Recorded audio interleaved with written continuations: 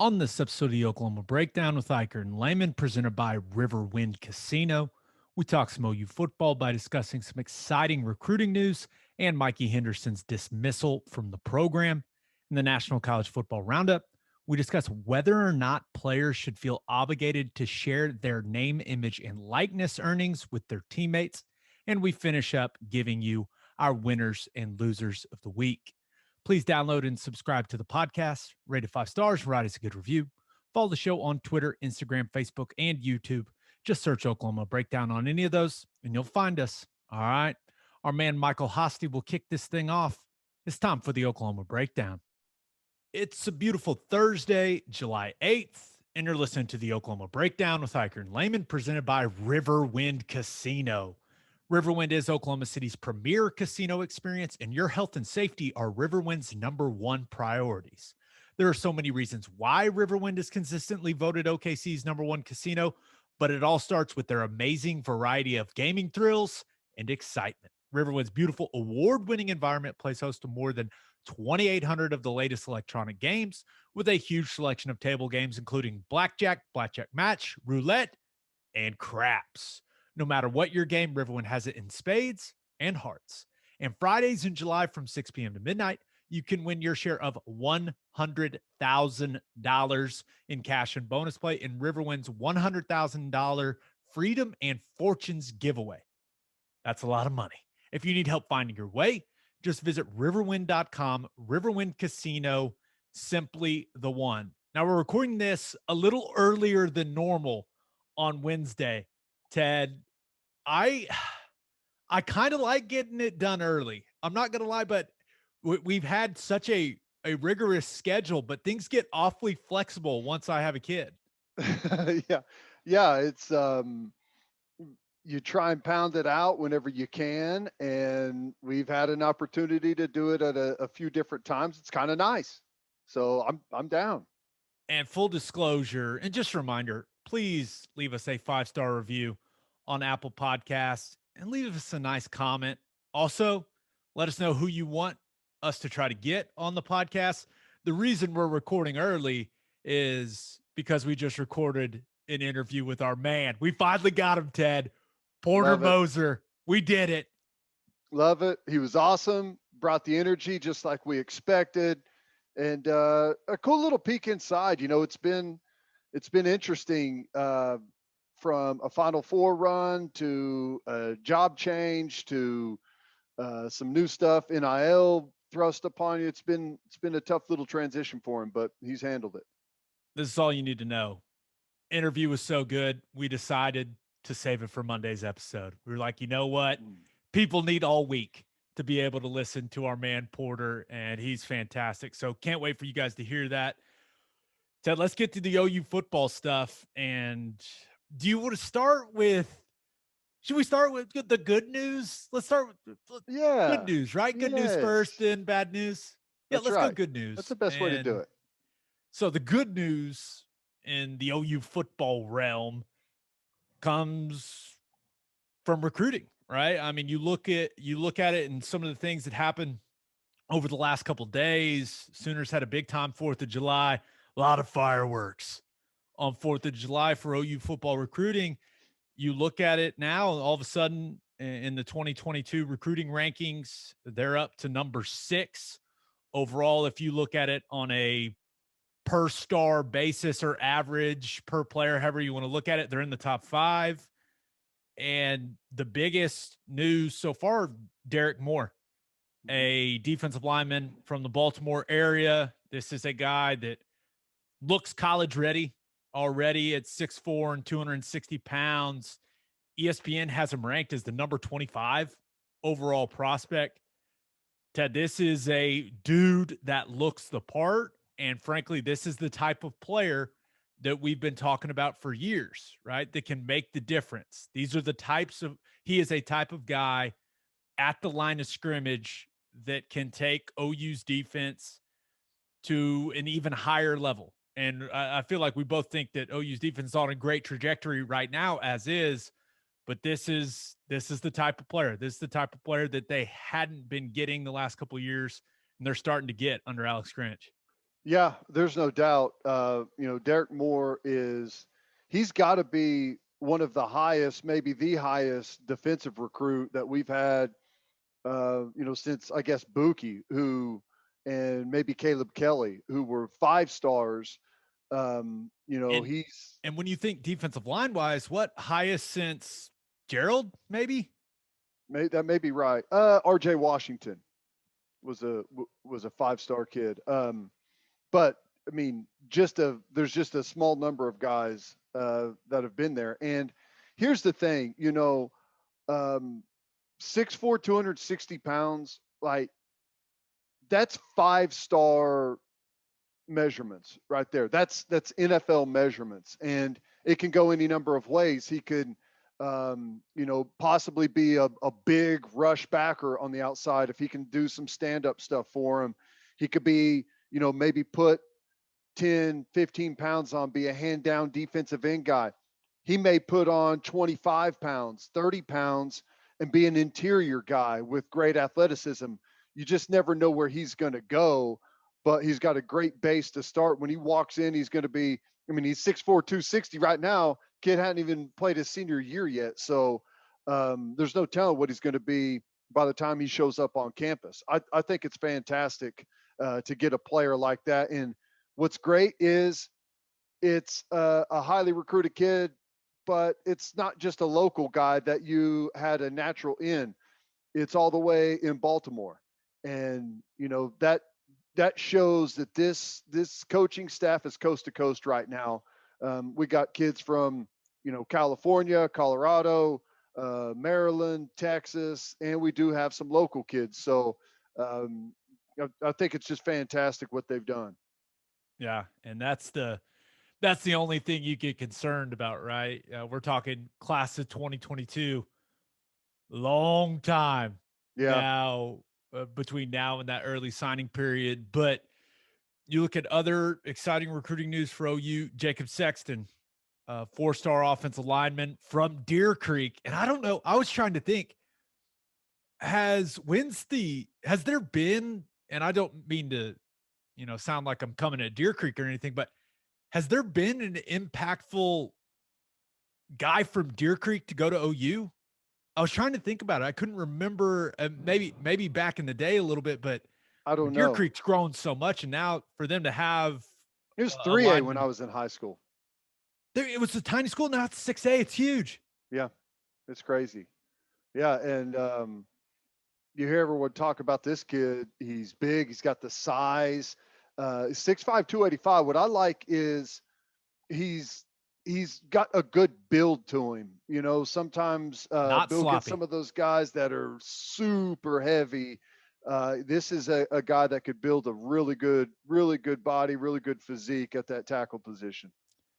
He has you nailed it, Ted. He has the body type that I prefer for an offensive tackle, right? I'd rather a guy be a little light and lean, and for the strength staff and the coaching staff have the ability to develop him a little bit, as opposed to a guy that's real heavy, has unnecessary weight on him, and where you have to work on getting some of that bad weight off first. I think when you start with the frame like Sexton's, you can just get right into developing the strength, the power, the muscle mass, all that stuff. You don't have to worry about taking something off before to build something on. You know what I'm saying? That's kind of what I like. Now, of course, there's some guys that are 6'6", 320, and they look like they're made out of stone, and you're like, oh, okay, yeah, that guy looks good too. But there's just not many of those human beings in high school football. So I completely agree with what you're saying. Seems like this kid has a frame where they can really build quickly onto it. Yeah, and I'm just trying to think like I think Samia was kind of that way, and he started as a true freshman what in 2015, and I think he was like 6'5", 280, 285 whenever they threw him out there, and slowly over time he built weight and put some good pounds on and turned into a fantastic player. So uh, Bill's done it both ways. He's had guys that come in and are just gigantic, and he's had guys that have built weight and constantly having to try and add as they go through. So I think it's good. Yeah, a guy I think that has some wrestling in his background as well. Not sure how athletic he is, but moves well in the clips that I've seen from him. Now it's going to be interesting to see what he develops into. I'll say this, you and I don't hide it. Always rooting for the local guys, man. The Oklahoma Yep. kids. Come on, Sexton. Do the damn thing, son. Yeah, and I'll say this: Bill's had some good success recently with the Oklahoma guys. Creed, Rame, some local guys playing really good football. Yeah, and Jake Taylor, the 4-star offensive tackle from Bishop Gorman, he's actually going to make his commitment after we are recording this. So, Ted, let's hope that this was a guy that I don't know if you got to talk to him. He was at the Champ U barbecue with a couple of his other teammates that made the trip there from Las Vegas, but definitely wouldn't hurt to have another, high-level offensive tackle commit, but we'd have to do a little time travel. Should we assume he commits? What he wants to go to Alabama instead? Gross. Yeah, no one wants that. I just can't wait because of the constant major league references I'm going to be throwing out non-stop. Yes.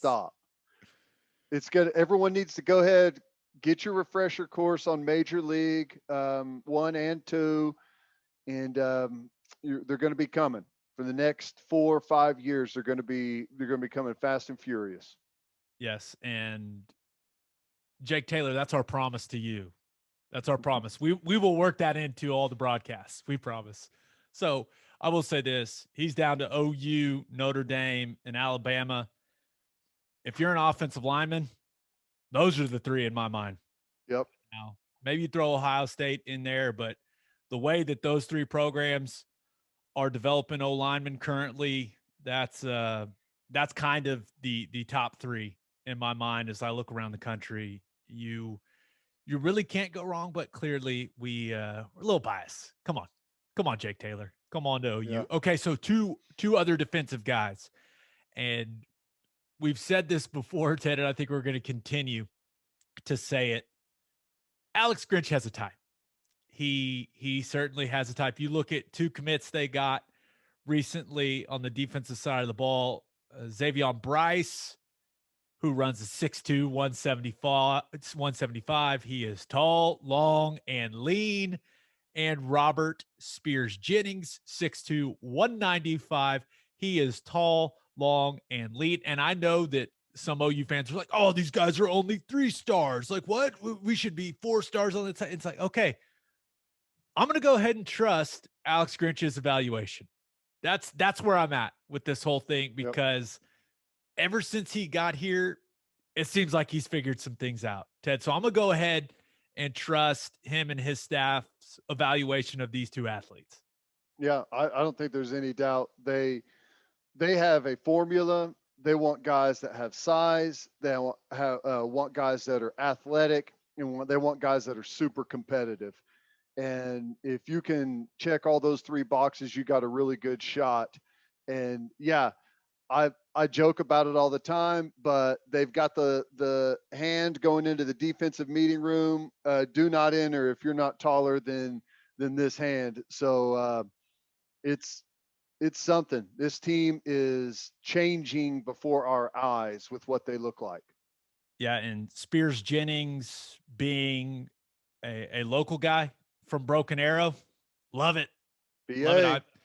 We always talk about keeping the best talent in this state here, whether it's Oklahoma or even Oklahoma State. And I love when these kids from the state of Oklahoma get a chance, because, and I don't want to make it sound like kids from the state of Texas don't care, but I know I always felt like I cared more because I was an Oklahoma guy and grew up an OU fan, all those types of things. And, things have changed since then.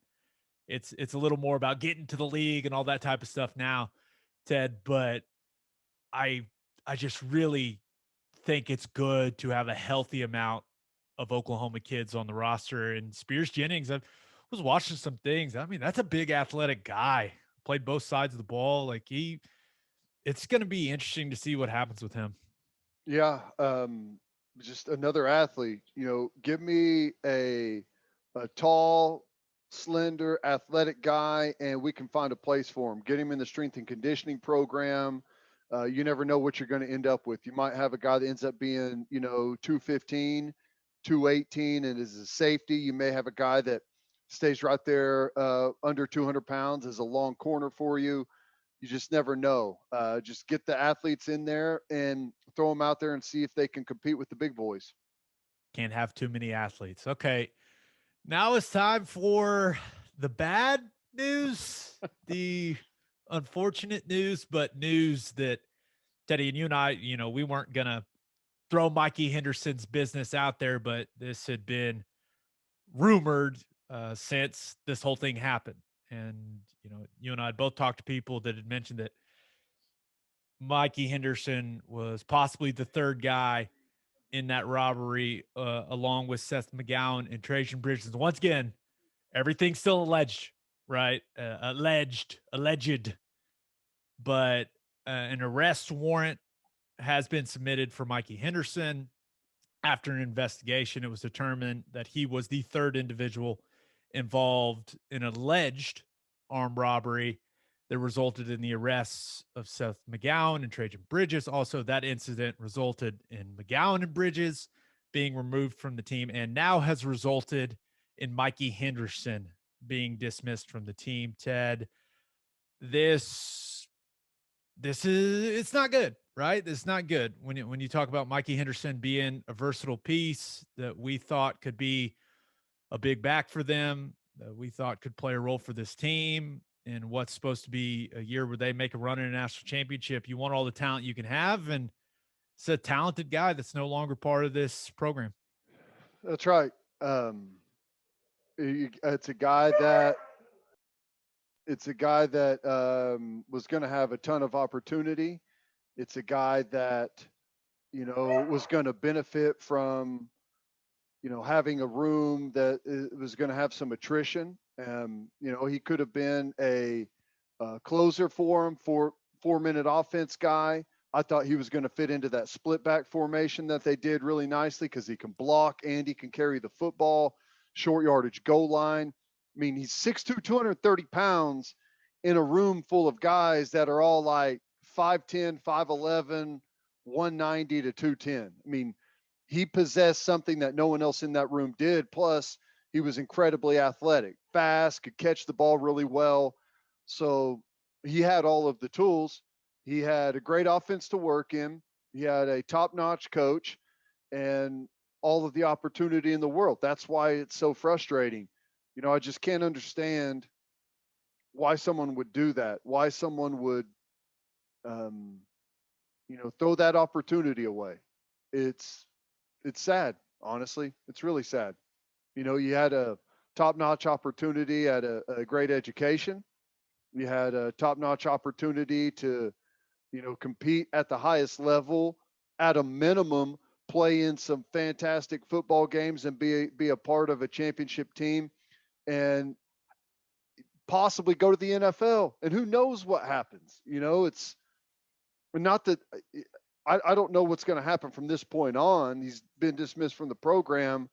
I don't know what ends up happening with the charges. I don't know if he is going to be able to play football somewhere else in time. I don't know any of that, but it's going to be really, really difficult, if not impossible, to overcome.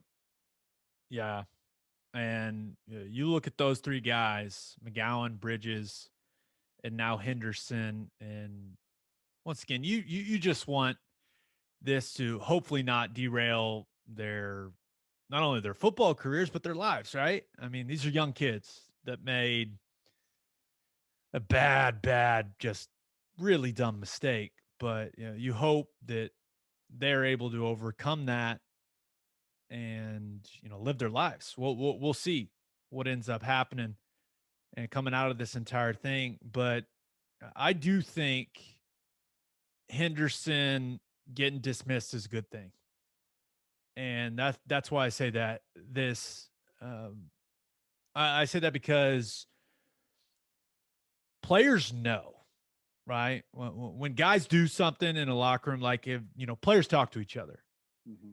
So I've got a feeling that a bunch of guys in that locker room knew he was part of this, knew he was there.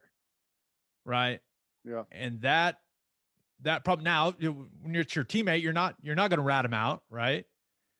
But having that dynamic in the locker room, having a guy in there that did something this stupid, I think it's best that he's out of there, right? You know what I mean? Because I would find it very difficult to believe that none of those guys within the locker room. Well, I'm not saying the coaches, right? The coaches, when you're a coach, you got to let it play out from a legal standpoint. Like you got to let the investigation run its course, right? That's your responsibility as a coach, and you got to back your player. But his teammates were probably looking at him every day going, this stupid, I mean, come on. And the fact that he's no longer in there, that dynamic no longer exists, I think this is an addition by subtraction situation, Ted. Yeah, that's right. If there's any good that comes from this, maybe it's the guys on the team that maybe weren't handling themselves properly off the field take a look and say, dang, man, these guys maybe going to jail, maybe going to prison. Like armed robbery, felony robbery, like that's not spend a week or two in the county jail. We're talking about the big house. And maybe that's a real reminder for guys that you've got a great opportunity in front of you and just handle yourself properly. I cannot rationalize how this happens. I can't rationalize it. Like it's not a mistake. A mistake is, a fight at the bar, or some things are a mistake. Like I know what this you're is saying. not a mistake. This was a choice.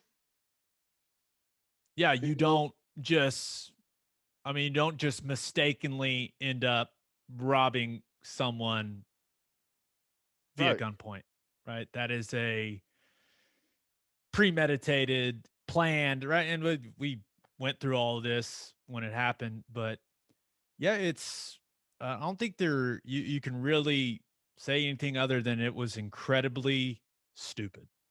Yeah. And like I said, I just hope that it's a teaching moment, a learning moment for anyone on a team that is, I don't know, has plans of maybe doing like something like that in the future, which I can't imagine that would be the case, but here we are. Yeah. And I will say this, and I didn't bring it up when it happened because I didn't think it was appropriate, but now that, he's no longer part of the OU program, months ago, before spring ball, I had a coach in the American Athletic Conference reach out to me, and he told me that Mikey Henderson had asked their head coach about transferring there. So there was something weird, and we've talked about some of the weird stuff with Mikey Henderson up to this point. So there was just something weird going on with him in general. Now that's once again, I wish him the best. I think he's a talented player. I thought he was a guy that could have played in the National Football League. He could have made a lot of money playing football. Physically, he has the body type of an NFL guy. Yeah, he was just a freshman last year. And he looked apart. And you talk about what he could do on special teams as well. Like he had a really bright future, but it just seems like some things were a little off, and now this. But hope that hope it doesn't derail everything for him. I don't know, but we'll see. I mean, but now it's still a deep running back room for Oklahoma. And for our call your shot question, we asked, what was your reaction to the Mikey Henderson news? How do you think it affects OU's season? The Mad Lineman on Twitter says, kind of shocked, but the team will be fine. Of course, they're always deep, especially at running back. Brett Chilcote says, disappointed. Hopefully these young men can recover from this. Should be fine depth-wise. He wasn't likely getting a lot of touches. I agree that they've got depth at running back. There's no doubt about it. But that depth, you mentioned it, Ted. I don't think they have anyone, maybe Marcus Major, but Marcus Major's not, he's not the size that Henderson was. I don't know if they have someone that can fill that big back role. I don't know. Yeah. Here's the thing. They're better as a position group with Mikey Henderson there. There's no doubt in my mind, assuming that you don't have all these things hanging over the football team and everything. His athleticism is really unmatched in that room. And I'm talking about like all around athleticism, size, strength, speed, all of those things put together. That room is better with him in there and all the different versatility he brings. I would say that we're numbers deep, okay, in the running back room, but in my opinion, it's yet to be determined how quality the depth is. Potentially really good. If Eric Gray looks like he did in the spring and Kennedy Brooks returns to previous form, and you got Marcus Major, who I think is a good all-around back as your number 3, and some other additions in there too, okay, we got some good depth there. But if you don't get Kennedy Brooks from previous seasons, that all of a sudden I don't know how deep you necessarily are at running back. Right. And remember, only a couple years ago, we were talking about, oh my gosh, the running back room for Oklahoma is just so deep. And then injury. Yep. Another injury. Like that at that position, it can change quickly. So I'm with you. All right, let's move on to National College Football Roundup. But first, let's talk money. First Fidelity Bank is a full-service financial institution based in Oklahoma with tailored solutions for all your personal and business needs. Checking accounts, saving accounts, home loans, and much more. They do it all. Whether it's online banking from your computer or mobile banking from your phone, everything is stress-free with FFB. Making mobile deposits, paying bills online, and moving money to different accounts could not be easier. First Fidelity Bank also provides free ATMs worldwide, making banking convenient wherever you are. They also give back to the community. FFB donates a total of more than $500,000 to local charities and educational foundations. Make your life easier and go bank at First Fidelity Bank. Visit ffb.com for more information. And don't forget to send your kids to Bishop McGinnis Catholic High School, Teddy. Bishop McGinnis Catholic High School has a long tradition of educational excellence with a 12-to-1 student-to-teacher ratio. No student is overlooked. Bishop McGinnis's college prep curriculum offers 22 AP courses. There are numerous clubs and organizations for students to join. And as a proud member of the OSSAA, there are 14 sports offered. If you want to provide the best possible educational and spiritual development for your children, contact Bishop McGinnis Catholic High School or visit bmchs.org. Financial aid is available.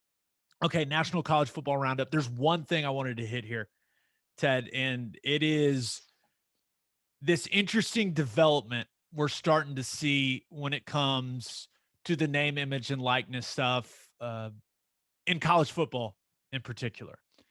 So, and I'm not talking about when I bring this up, I'm not talking about like the guys given to charity, right? We saw Spencer Rattler say he's going to come out, start donating some of the proceeds to underprivileged, or I think the term he used was underserved or underprivileged. I can't remember, but he's going to give some money to the charity, right? Is the way he made it sound from his NIL deals. Casey Thompson, you saw he's donating a portion of the money he makes on Cameo to No Kid Hungry as an organization trying to eliminate child hunger in the country. Like, and that stuff's great, but there is this interesting development I wanted to talk about, and that comes to guys trying to give money to their teammates.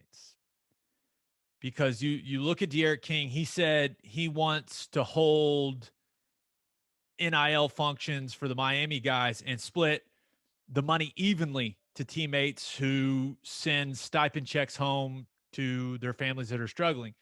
Anais Smith, the kid to kind of do everything back from Texas A&M, tweeted that every one of his teammates will receive a percentage of whatever profits he receives from any NIL deals. And my question is why? Why do these kids feel the need? Why do you think they're starting to feel, do you think they feel obligated to share with their teammates? Because I don't really understand it. I don't. Well, I would, my guess would be, they're trying to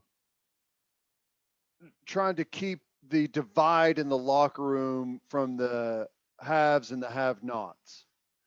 You know, they're trying to keep everyone together and essentially say that, hey, I recognize that I'm a star player, but I also recognize that I wouldn't be on this level if it weren't for every one of you guys in the positions that you play. So, and I think there's a big pitch between a lot of coaching staffs out there and administrations out there that we don't want this thing to divide us. We want this to be something good for our football team, but we don't want it to destroy our locker room. And I think some guys are taking that to heart and saying that they're going to give, if they're making money, they're going to make sure that the rest of their team is at least getting something. I don't know what that percentage may be, but that would be my guess.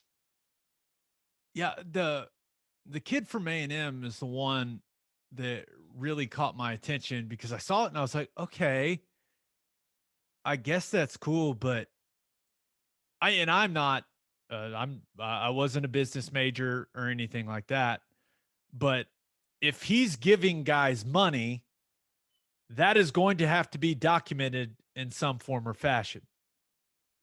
It will have to be documented as a gift. You can give anyone up to, I think, $13,000 in a gift, but it does have to be documented as such, I believe. Is it 11 or $13,000? I think it's 13. Is he going to do that all himself? Doubtful. Some paperwork about that is my whole deal with this. And I don't know that he necessarily, if he gets the check, and I don't know, maybe someone will comment on here that's a tax professional. Yeah, if tax he gets bros, paid for something, deposits it into his account, he can divvy it out as much as he wants, as long as he doesn't give someone a gift over $13,000. Is he just going to go throughout the locker room handing out cash? Like, I guess that's my thing. And I feel, is that pay for play? Is that legal? Can you do that?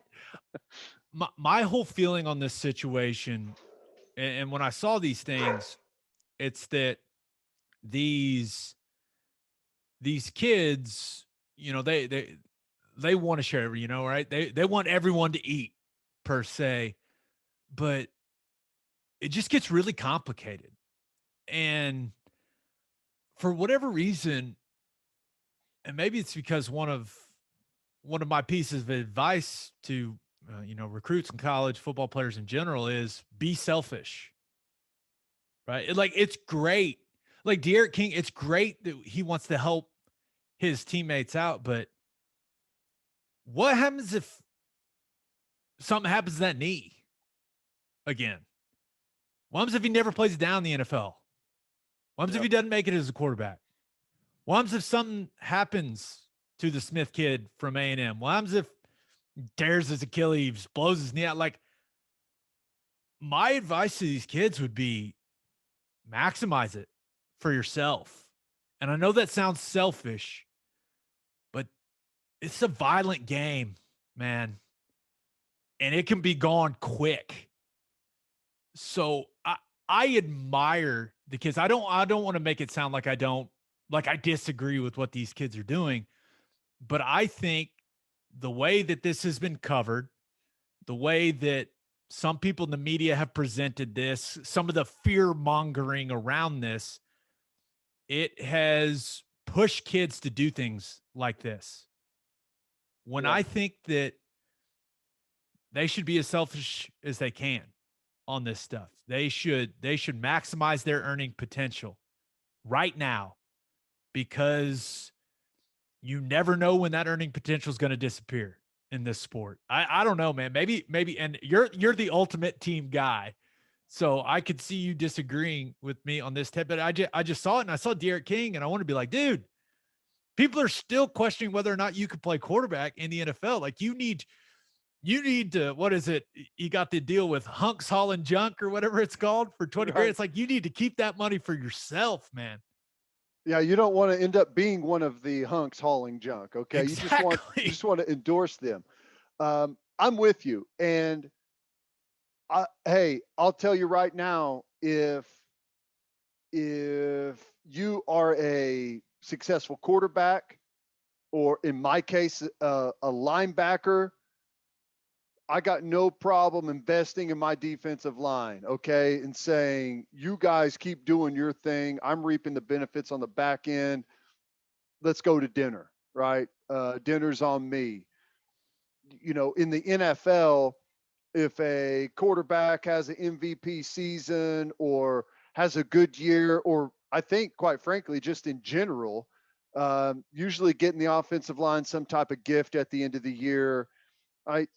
Some of that stuff is understood, but carving out a percentage for every single player on the roster seems like a bit much. You know, let's give something maybe to the guys that are protecting you, that are kind of the unsung heroes. I get some of that. And, you know, the other thing is, as of right now, I don't think we're talking about giving everyone a percentage of $1 million that you're going to make this year. You know, you start cutting up your $5,000 endorsement check 100 ways. Well, you're not going to be left with a whole heck of a lot. I just think it's like, the sentiment's great, right? You want to come off as a good teammate, especially if you're one of the star players, especially if you're making some good money with some NIL stuff. Like, I understand that they may feel obligated to share with their teammates.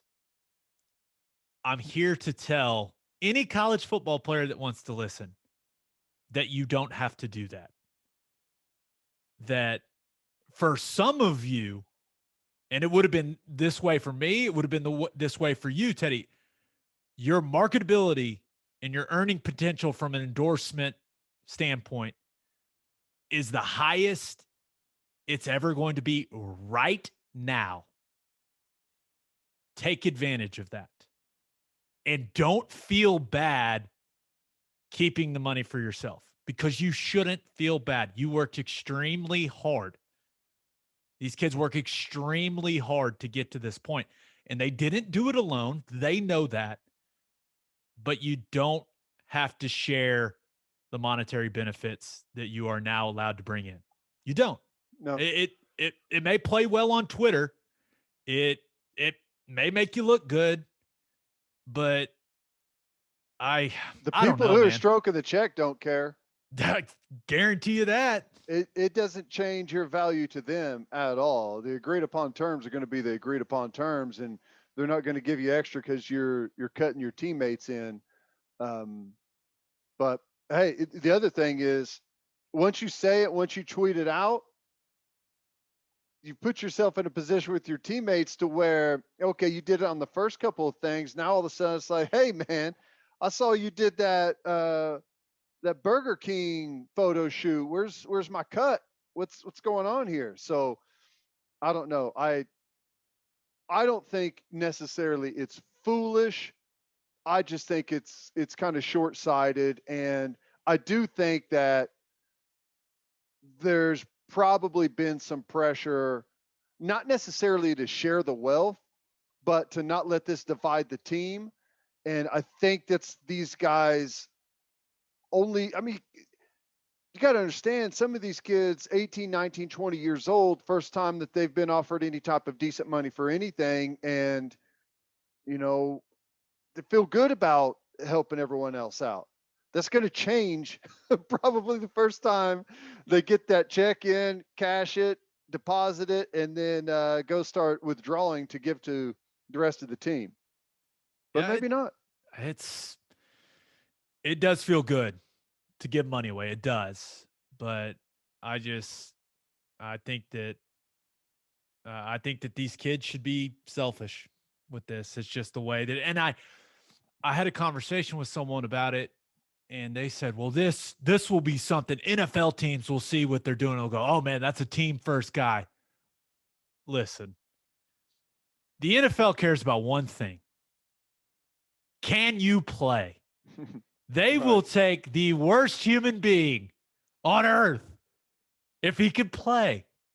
You could be the best guy in the world. You can share everything with your teammates. Everyone in the building that knows you can say awesome things about you. And you'll go undrafted.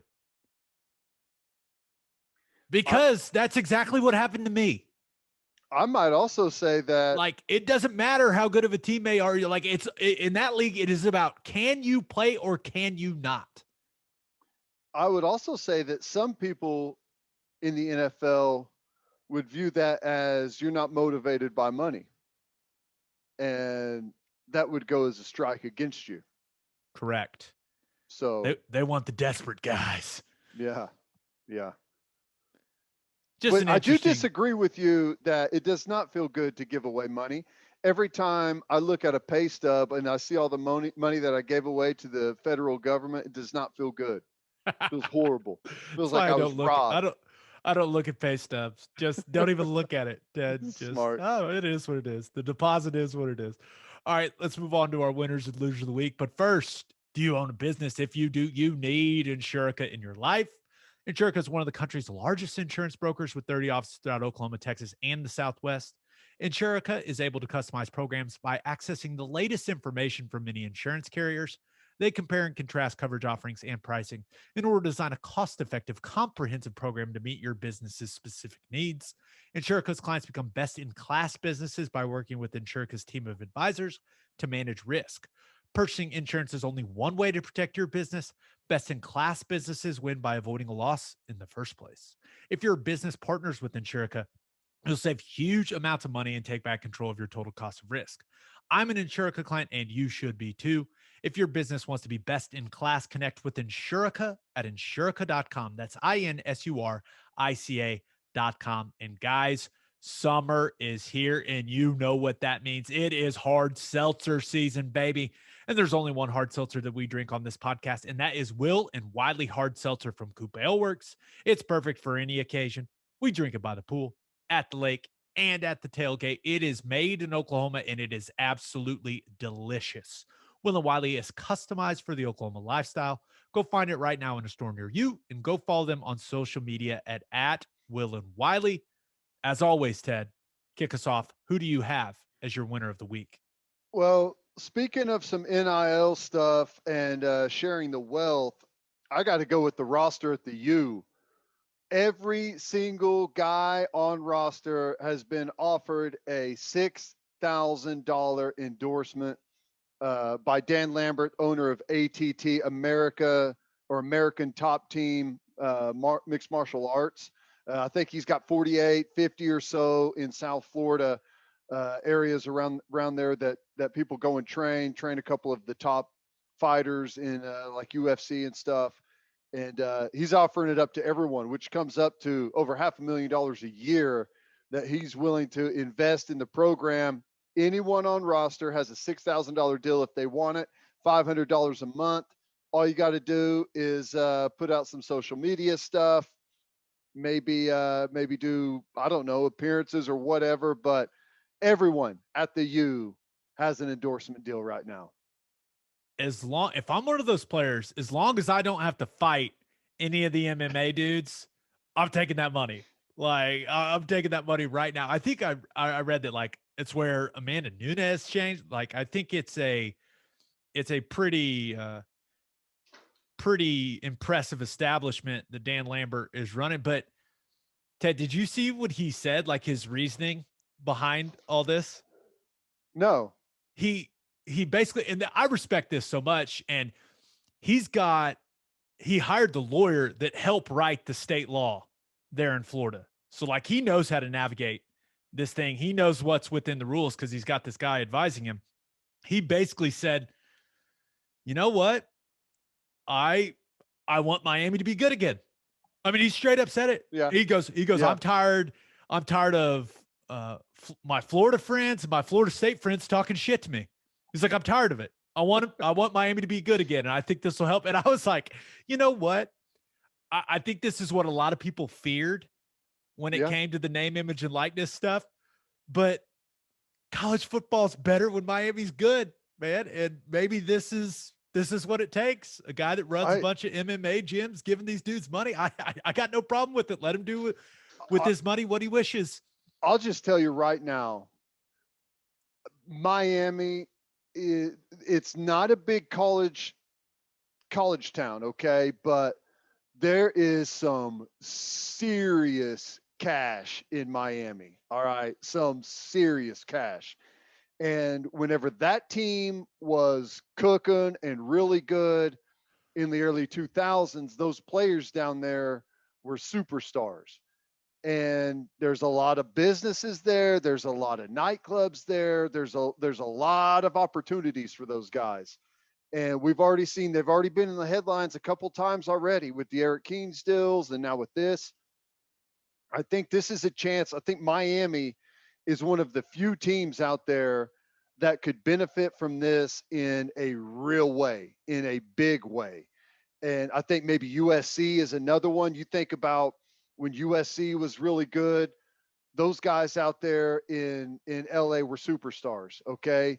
Now the pro situation was a little bit different out there at the time, but those guys were superstars. I think those are a couple of programs, and there's probably a handful of others out there, but I think this could change the dynamic for a couple of different teams out there.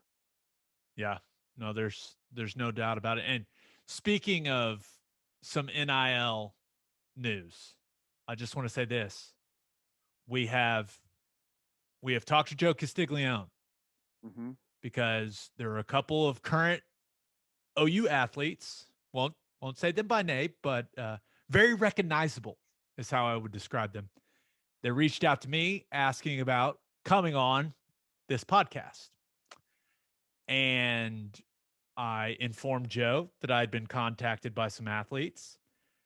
And he has informed me that we are allowed to have current OU athletes on this podcast. Now, we cannot pay them, and I promise you, we were not going to. That is something. You don't want to share the wealth? Come on, Gabe. No. Remember that whole speech I had about being selfish? It feels good to give money away, right? But we will not be paying them, nor could we be, and we didn't want to put anything in jeopardy with, our roles with OU, our roles on the broadcast. But, these people reached out to us. So it has been agreed upon that we can have them on. They can plug all their stuff they got going on from a name, image, and likeness standpoint. And we just have to let the SIDs in each corresponding sport know. So we will we'll get to work on that. Coming soon. Coming possibly next week. All right. We'll see. There's been discussions, but so that's going to be fun. That way, we're letting OU fans know what these kids got going on, because I do think OU fans care about that stuff. So that'll be fun, Ted. All right, who do you have as your loser of the week? I hated to see this. Sha'Carri Richardson, 100 meters, uh, Olympic gold contender. Ran 10.8, I think, at the Olympic trials out there in Eugene, Oregon. Tested positive for marijuana. Mandatory 30-day suspension. That's going to put her out of the 100 meters at the Olympics. Now, she would have been able to compete in the 4x1 relay, but the USA track team left her off the roster, which means she's not going to the 2021 games in Tokyo, Japan. Yeah, and this has been something that has caused a lot of debate, right? Because did she break the rules? Yes. Are the rules stupid? Yes. It is what it is, right? And you throw in kind of her personal situation, right, with her biological mother dying, her using the weed kind of as a coping mechanism, like, and there's a deeper conversation here about mental health in athletics, but I why does the US not want their fastest woman on the relay team? I don't that's where, like, okay, she's suspended for the 100-meter. Okay, whatever, the rule's stupid. It is what it is. Like, she can't run in it, but she would have been able to run. From what I understood, she'd been able to run in the 4x1. She's the fastest human being, had the fastest woman in this country. Why the hell isn't she on the Olympic team if you can use her? Like, dude, that's all I want to see, Ted. When I watch the Olympics, I want to see one thing: America win. That's it. Right. This is the fastest woman we got in the country. They're not taking her. What? I don't know. I have no idea. I don't know if it means like her suspension means that she can't be with the team and practice whatever practice it is they're doing for the 4x1. Let's be honest, she's been doing it for a long time. You're the anchor leg. You run until someone puts the baton in your hand and then you go. Okay. I don't know how much practice is required there, but I'm with you. I don't know why they made that decision. If they had the ability to have her there and available, they should have taken it. I will say though, you know, the recently I think the U.S. and the um, uh, World Anti-Doping Agency, I think is who the Olympics use, or whatever that body is, has recently changed the marijuana threshold to where, in order to have a positive test, the athlete would have had to have smoked marijuana within the day or hours before they tested the day of the event, which, what you're running in the trials for the Olympics that happen every 4 years. I can't, man. I can't understand it. It's similar to the NFL combine drug tests, right? Or the training camp drug tests in the NFL. We're going to tell you when it is. I once had a coach tell me that it is not a drug test. The NFL combine drug test, it's not a drug test. It is an IQ test. Right. Are you stupid enough? And now there's, some extenuating circumstances with her, and it sounds like she, was dealing with a lot on her mind. I will say this, and we're not big weed guys, right? We don't come on here and talk about smoking weed and all that stuff. It's not our thing. But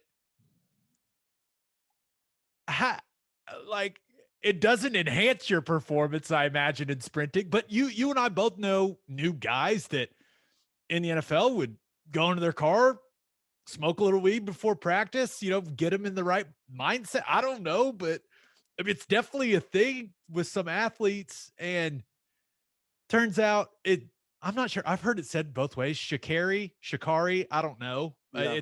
I've heard both, but I mean, there's no way it enhanced her performance. I don't think so. I don't. It shouldn't be against the rules. Like it makes I no agree. sense.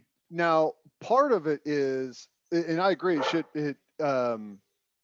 should be shouldn't be tested for at all. Oh, we got dog barking. Oh, Teddy's mad. We got dog Um, barking. This is it what shouldn't be. happens when we do it during the day instead of at night. Oh, now he's yelling. Okay, I'll give you the play-by-play. I believe he's going with shut up is what I'm reading. Yes, he's saying repeatedly going shut up. There, I'm leaving all this in, Ted. You know me. Oh my gosh! Which dog? You have two now. Which dog? Is it It's Simon? Simon, the big one. That should know better. Simon. Come on, man. Figure it out, Simon. Are you about to? You look like you're about to hurt. You would never harm your dogs. I'm not saying that. I'm not going to harm the dog. I'm You harming him with my eyes right now. you are staring into his soul. Oh, here we go. Here we go. He's back. He's back to doing it. Oh. Now that I think the dog may be coming in the room. Oh, I think the dog is being petted. The dog is making an appearance. No, stop. I don't even know where I was going. I don't think it should be tested. I don't know why it is. They do have to follow the world standards, I believe, and it's still a world standard that they have to test for it. Otherwise, I don't think they would in the U.S. Right. All right. For my winner of the week, I thought about going with Oregon's Kayvon Thibodeau. Now if everything goes according to plan for him, he's going to be a top 5 NFL draft pick next year. Wait, was he a freshman last year? Oh, he's young. No, he'll be. Was he? He'll be, I think he'll be a junior, won't he? I think so. He'll be a junior, right? Yeah. I think that's right.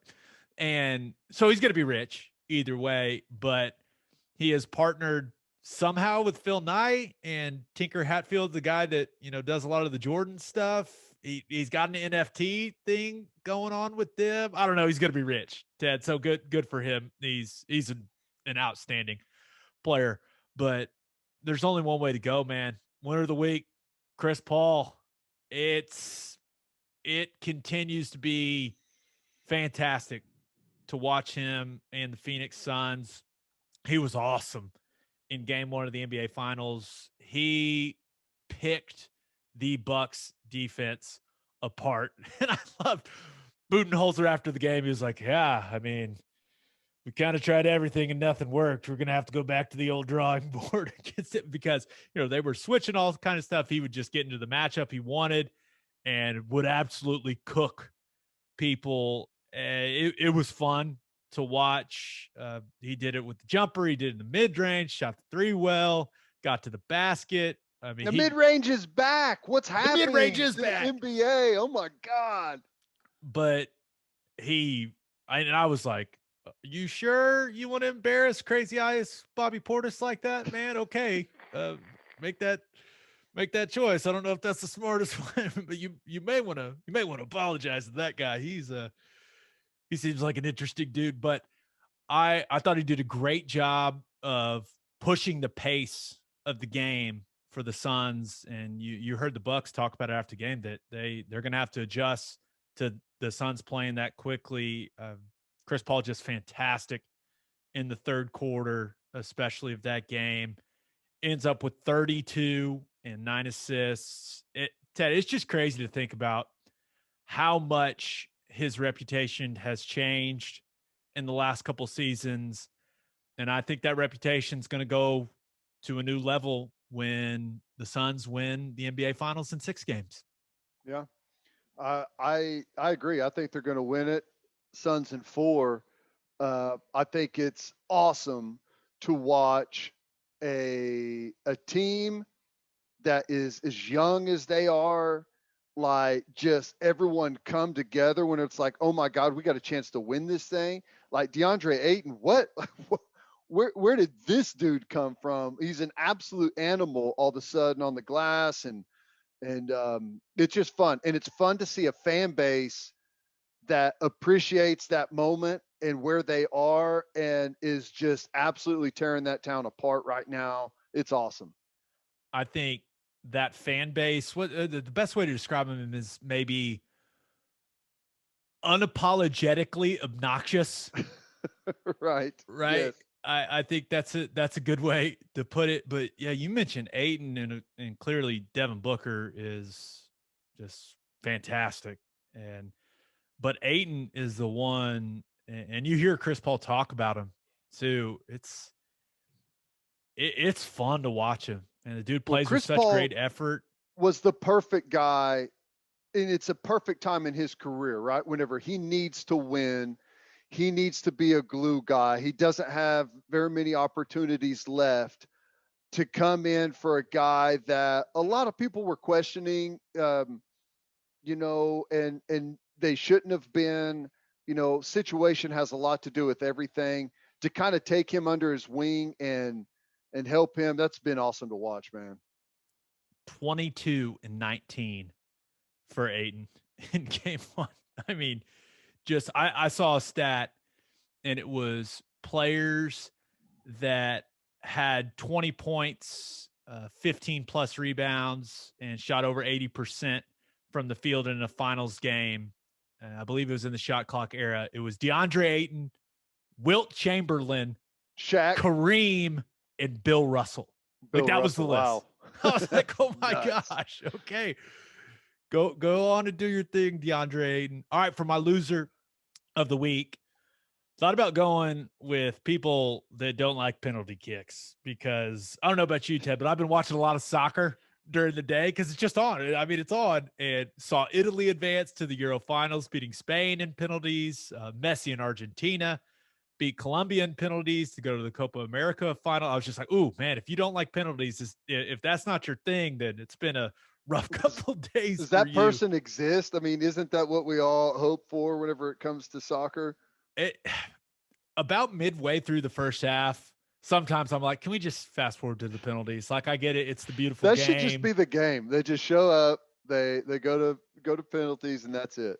Yeah. I also thought about going with Rachel Nichols. Ooh, I mean, got roasted far and wide for the But stuff she said about Maria Taylor, and rightfully so. well, what did she say that was so bad? And maybe I misread the statement. I I think just maybe what it kind of inferred is what people didn't like. I would say, I mean, a white woman coming and saying that a black woman got a job because ESPN was concerned about diversity. I think it's it has a certain, like the tone of it. Does that make sense? Well, Yeah. clearly what she said was wrong because they pulled her off the broadcast, right? They didn't have the jump that day. And I will say this is something that has been festering within that organization. I've got sources, Ted. It had been a long time coming. They knew this was going to come out, but What between those two? yeah, when she said this, and it's kind of, and because Maria Taylor's redoing her contract right Is now the is too. the is it true that Maria Taylor's group or whatever is the one that leaked it? I I can neither confirm nor deny, but I mean, who really cares who leaked it? Right. With this stuff, I mean, it's going to come out. You know what I'm saying? No matter how buttoned up an organization like ESPN, right? No matter how buttoned up it is, like something like this happens now in any type of corporation, it's going to come out. That's what people need to learn. Or Well, just like, don't say dumb stuff and don't think that way. That's also good advice. yeah. I don't know. The whole thing is fascinating, and it's probably been the most entertaining thing that's unfolded on ESPN in some time. But Boom, roasted. it's I don't know. Maria Taylor's got her deal coming up. I'm sorry. She's great, but if they pay her what she's asking for, they're insane. But they probably will. I mean, she's a sideline analyst, or not analyst, a sideline reporter. Like, that doesn't drive ratings at all. You don't watch a game because of the sideline reporter.